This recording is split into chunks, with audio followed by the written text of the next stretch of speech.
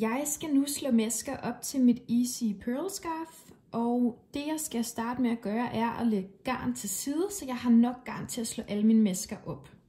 Jeg lægger garnenden ind i min hånd, og så skal jeg vikle garnet rundt om min hånd. Det svarer til, at når jeg vikler garnet løst rundt om min hånd en gang, så har jeg til 10 masker. Så derfor skal jeg kun vikle garnet rundt om min hånd en gang i det her tilfælde.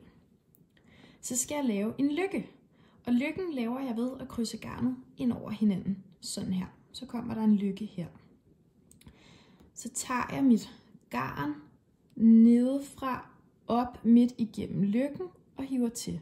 Så kan man se, at jeg har fået en lykke herop, hvor der er en knude her, som kan strammes og løsnes.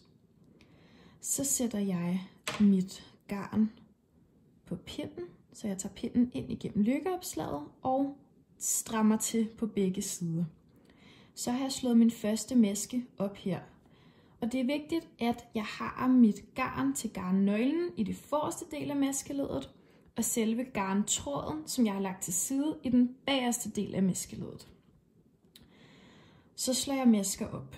Det jeg gør er, at jeg sætter garnet i spænd, så garnnøglen sidder i spænd ved tommelfingeren, og garntråden, jeg har sat til side, sidder i spænd ved pegefingeren. Sådan her. Så laver jeg en lykke rundt om min tommelfinger, så der kommer et hul hernede. Så går jeg nedefra op midt igennem lykken ved tommelfingeren. Så har jeg min tråd, som sidder i spænd ved pegefingeren. Der går jeg fra højre nedenom hen mod venstre og op. Og så går jeg her oppefra og ned midt igennem lykken ved tommelfingeren. Og strammer til.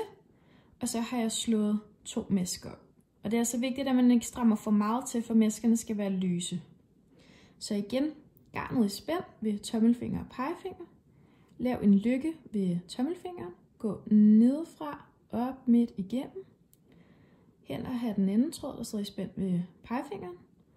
Højre, nedefra, hen mod venstre, op. Og så gå oppefra, ned midt igennem ved tommelfingeren.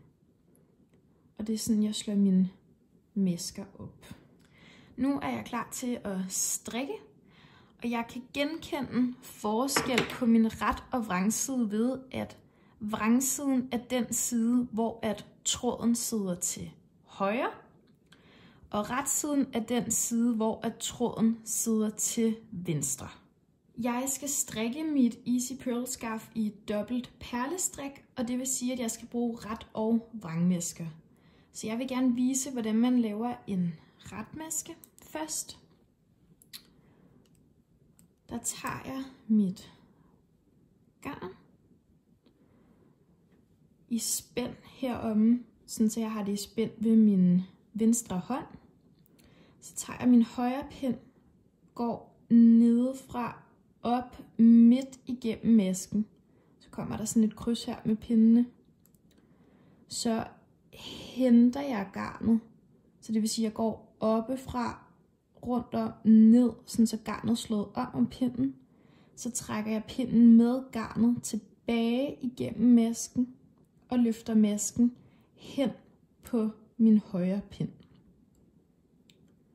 Så nedefra, op midt igennem, henter garnet, trækker pinden tilbage igennem og løfter masken af. Og sådan som man kan kendetegne retmaskerne, det er, at de ligner et V, som man kan se her.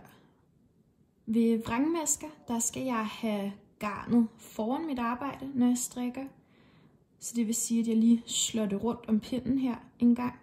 Så går jeg oppefra ned midt igennem masken. Slår garnet rundt om pinden. Tager pinden med garnet rundt om nedefra op midt igennem masken. Og løfter den hen på højre pind. Så slår garnet om pinden. Går oppefra ned midt igennem masken. Henter garnet rundt om pinden. Og tager pinden med garnet nedefra op midt igennem masken. Og løfter masken af hen på højre pind. Og det, der kendetegner vrangmaskerne, er, at de har de her bobler. Jeg skal nu strikke min første pind, og det, jeg skal gøre på alle mine omgange, det er at strikke kantmasker. Og kantmaskerne strikkes på samme måde, uanset om du er på vrangsiden, eller om du er på retsiden. Der gør man nemlig det, at du tager og løfter din første maske vrangt løst af. Så du tager din pind oppefra, ned midt igennem masken, og løfter den af. Så du strikker den ikke, men du tager den vrangt løst af. Så skal jeg strikke mit mønster.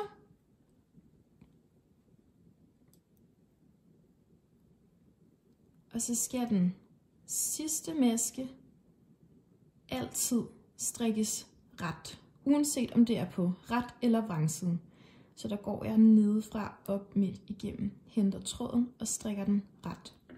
Og sådan laver jeg mine kantmasker, uanset om det er på retsiden eller vrangsiden, fordi så får det en rigtig flot afslutning hele vejen igennem. Man kan eventuelt vælge at sætte 2 maskemarkører, hvis man har lyst, så man sætter en maskemarkør ved den ene kantmaske og ved den anden kantmaske, hvis det er, man har svært ved at huske at gøre det.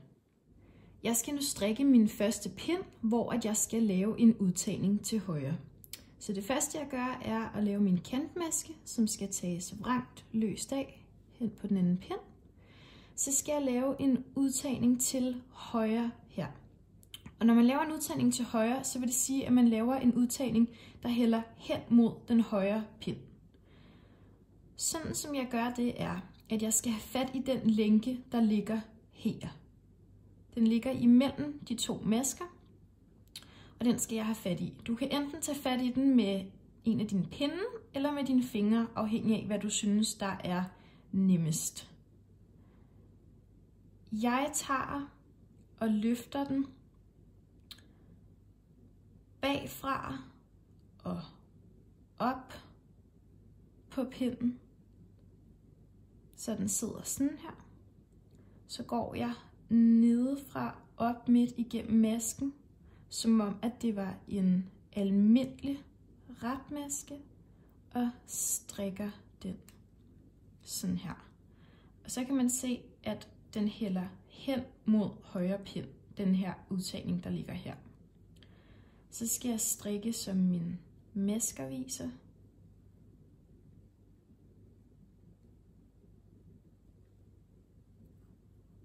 Strikke min kantmaske. Og på den måde har jeg fået lavet en udtagning her, som hælder hen mod højre. Man kan se her, at jeg har haft strikket det, som mønstret viser. Så det vil sige kantmaske, udtagning.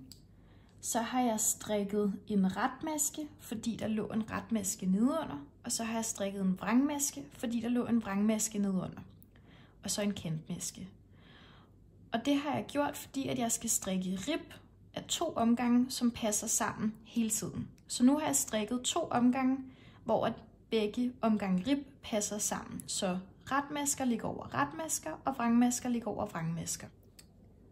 Jeg skal nu derfor til at begynde mit dobbelt perlestrik. Altså det vil sige, at jeg skal forskyde mønstret og nu strikke 2 omgange rib, der passer sammen, men som er forskudt til de 2 omgange, som jeg lige har strikket. Så jeg vender min pind op, og man kan se her på strikkeprøven, at det vil sige, at jeg har strikket 1 omgang, hvor at retmasker, vrangmasker, retmasker, vrangmasker passer sammen med pinden ovenover retmasker, vrangmasker, retmasker, vrangmasker. Nu skal jeg så forskyde det, så der kommer til at ligge 2 vrangmasker oven på 2 retmasker, 2 retmasker oven på 2 vrangmasker, hele vejen hen. På den måde får jeg forskudt mine 2 ribomgange. Jeg løfter min kantmaske vrangt løst af, så kan jeg se, at den her maske har været en retmaske på 2 omgange, så den skal nu være en vrangmaske. Den her maske har været en vrangmaske på 2 omgange, så den skal nu være en retmaske. Og den her skal strikkes vrang, så det følger mønstret. Så på den måde kan man se, at der kommer et ribmønster med vrang, ret, vrang. Og så strikker jeg min kantmaske. Nu skal jeg altså vende mit arbejde og strikke sådan, så at der kommer endnu en ribpind, der passer til den ribpind, jeg lige har strikket. Så jeg vender mit arbejde om, laver min kantmaske, og så kan jeg se her, at den her maske, den skal strikkes ret. Den næste maske skal strikkes vrang. Den næste maske skal strikkes ret. Og så er der kantmasken. På den måde har jeg forskudt mit mønster nu, så man kan se her. Der har været 2 retmasker, og nu er der 2 vrangmasker. Og det kan godt være svært at se i starten, fordi at der har været så få masker, man har slået op, men det bliver altså nemmere, jo længere man får strikket. Det nemmeste, man kan kigge på, det er at kigge på bulerne og V'erne. Jeg kan se her, at der ligger 2 V'er og 2 buler, og derfor ved jeg, at nu skal jeg igen til at strikke buler. Omvendt herhen, hvor der ligger 2 buler oppe i toppen, der kan jeg se, at der ligger 2 buler og 2 V'er hernede. Så derfor ved jeg, at jeg nu skal til at strikke V'er. Og sådan må man hele tiden kigge på, hvilke 2 har jeg lige strikket, så ved jeg, at det er de modsatte 2, jeg skal strikke nu. Du skal løbende holde øje med, hvor mange udtagninger du laver, så du ved, hvornår du skal stoppe. Du kan enten vælge at tælle dine masker på pinden. Du ved, du har startet med 4 masker. Så hvis du tæller 1, 2, 3, 4, og så tæller de masker, der ligger efter de 4 masker, så kan du se, hvor mange udtagninger du har lavet. Du kan også kigge på dit arbejde. Udtagningerne af de masker, der ligger som skrå masker. Du skal være på retsiden for at kunne se udtagningerne, og du kan se, at det er de masker, der ligger skråt i værket. Der ligger en udtagning her, og der ligger en udtagning her. Og sådan kan du løbende holde øje med, hvor mange udtagninger du har lavet. Jeg skal nu til at lave indtagninger. Jeg laver indtagning ved at strikke 2 masker ret sammen. Det vil sige, at jeg reducerer mit maskeantal ved at lave 2 masker til 1 maske. Jeg strikker igennem de her 2 masker, som om det var en helt almindelig retmaske, så jeg går nedefra op midt igennem. Og nu så strikker jeg den, som om det var en retmaske. Så jeg henter tråden og tager pinden tilbage igennem masken og løfter masken af. På den måde har jeg strikket 2 masker ret sammen nu, og så kan jeg bare fortsætte mit dobbelt perlestrik-mønster. Jeg skal løbende holde øje med, hvor mange indtagninger jeg laver, så jeg har styr på, hvornår jeg skal til næste trin i opskriften. Man kan enten vælge at tælle sine masker. Man ved nemlig fra opskriften af, hvor mange masker man havde, inden man gik i gang med at lave sine indtagninger. Og så kan man tælle, hvor mange masker man har løbende, og dermed vide, hvor mange indtagninger man har lavet. Man kan også kigge på sit arbejde. Det er henne på retsiden ved starten, at ens indtagninger ligger lige efter kantmaskerne.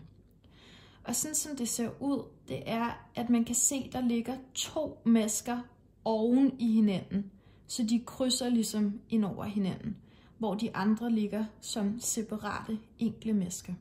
Så det er de her dobbeltmasker, man skal holde øje med, når det er, man skal kigge på sine indtagninger. Nu har jeg lavet alle mine indtagninger og har det samme antal masker tilbage, som jeg startede med at slå op. Og nu skal jeg derfor til at lukke mine masker af. Så jeg laver stadig den første maske som en kantmaske. Og så strikker jeg den næste maske ret. For når man skal lukke masker af, så skal man altid have 2 masker henne på den højre pind. Så går jeg forfra ind midt igennem bagud og har fat i den bagerste maske sådan her og løfter den over den forreste maske sådan her. Strikker igen en maske ret, løfter den hen på højre pind, sådan så jeg har 2 masker hen på højre pind, og løfter igen den bagerste maske over forreste maske. Gør det samme med min allersidste maske. Og når jeg så har 1 maske tilbage på pinden, så slår jeg garnet om min pind sådan her, sådan så jeg laver en falsk maske selv. Og så tager jeg min bagerste maske og løfter den over den. Så bryder jeg mit garn. Sådan der, og strammer til. Og så er jeg klar til at hæfte ender på mit tørklæde. Jeg skal nu til at hæfte ender, og sådan som jeg gør det, er at sætte mine løse tråde fast på en uldnål. Sådan der. Og det dobbelte perlestrik, jeg har strikket, er ens på begge sider. Så du kan vælge, hvilken side det er, du gerne vil hæfte på. Men du kan gøre det pænt og usynligt, sådan så at du kommer til at kunne bruge begge sider. Så det egentlig er ligegyldigt, hvilken side du vælger at hæfte på. Du tager din tråd, og så fører du den igennem der, hvor der allerede ligger masker. Så det vil sige, du finder den række, tråden allerede ville have løbet op af, hvis det var, den var blevet strikket med. Og så går du rundt om maskerne, sådan så de kommer til at blende usynligt ind i dit strik.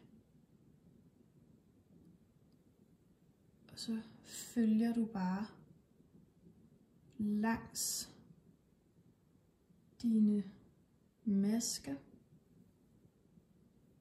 og snor dem rundt om. Og på den måde kommer det til at være helt usynligt, når du hæfter.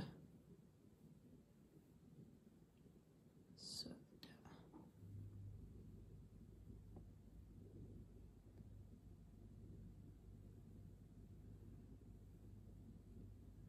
Og når du føler, at du så har gjort det nok gange, så kan du enten vælge at lave en lille knude for at binde den ekstra fast, eller vikle den ekstra rundt om den maske, du er ved, og så bryde garnet med din saks. Og sådan hæfter du altså dine ender, uanset om det er på ret eller vrangsiden. Så kan man se, at den ligger helt fint naturligt her, som en del af strikken.